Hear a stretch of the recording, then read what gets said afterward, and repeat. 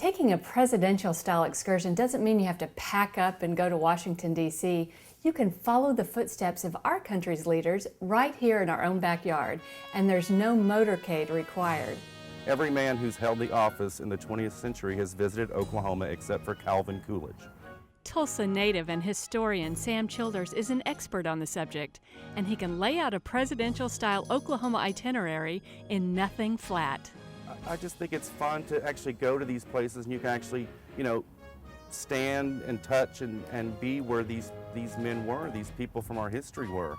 We can go all the way back to the 1840s. Zachary Taylor was actually stationed here before he was president for about a year at Fort Gibson. That's now open to the public. It's a museum, a nice place to visit. We're in front of Skelly Field.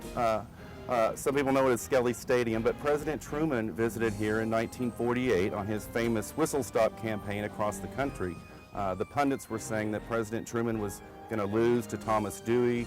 In fact, before the election, Life magazine ran a picture of Thomas Dewey and called him the president-elect before the election. He came here, arrived at Union Station downtown, and motorcaded here to Skelly Field. And Bess Truman, his wife, was with him and was concerned there were so many people on the streets downtown. She said, well, there's going to be no one in the stadium when we get there. And when they arrived, of course, the stadium was full. He got a very enthusiastic welcome. So it's one of those sites that people can still visit today where President Truman visited in 1948. Too many of Tulsa's grand hotels where presidents stayed or spoke are just memories now. But one landmark survives and is undergoing a complete renovation. Set to reopen in 2009, the Mayo Hotel hosted Franklin Roosevelt, Richard Nixon, and John F. Kennedy.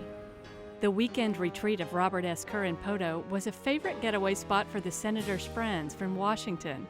The home is now an inn and conference center where you can stay in the same rooms once occupied by JFK, Lyndon B. Johnson, Gerald Ford, and George Bush Sr. The Kerr-McClellan Dam was dedicated by President Nixon, and you can tour here as well. In southwestern Oklahoma, President Theodore Roosevelt considered Frederick to be a hunter's paradise and came to capture wolves with the Abernathy boys and their father Jack. A museum there documents their adventures together. If you've followed Jimmy Carter's career at all, you may already know about his visits to Elk City. During the campaign of 1976, he visited Elk City and promised that if he was elected, he would return, and he made good on his promise and returned to Elk City in 1979. Tinker Air Force Base in Midwest City is the port of entry for most of our modern-day presidential visitors. You can see the base via a pre-arranged tour or visit during their yearly acclaimed air show. But what if you've got a presidential appetite? Head to Cattleman's Steakhouse in Oklahoma City, where President George H.W. Bush raved about his steak so enthusiastically, the restaurant decided to name the cut after him. But what about our new president, whomever he may be?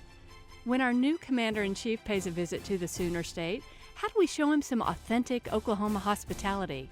It would be great to have another president at the state capitol. We had President Reagan in the 1980s address the state legislature, so I think it'd be great if we could have another president come back and speak to our legislators. I would certainly recommend one of our lakes. Lake Greenleaf in eastern Oklahoma is one of my favorites, and I definitely think they'd have to get some chicken fried steak somewhere. Now that's a plan that absolutely gets my vote. Following presidential footsteps statewide, I'm Shel Wagner.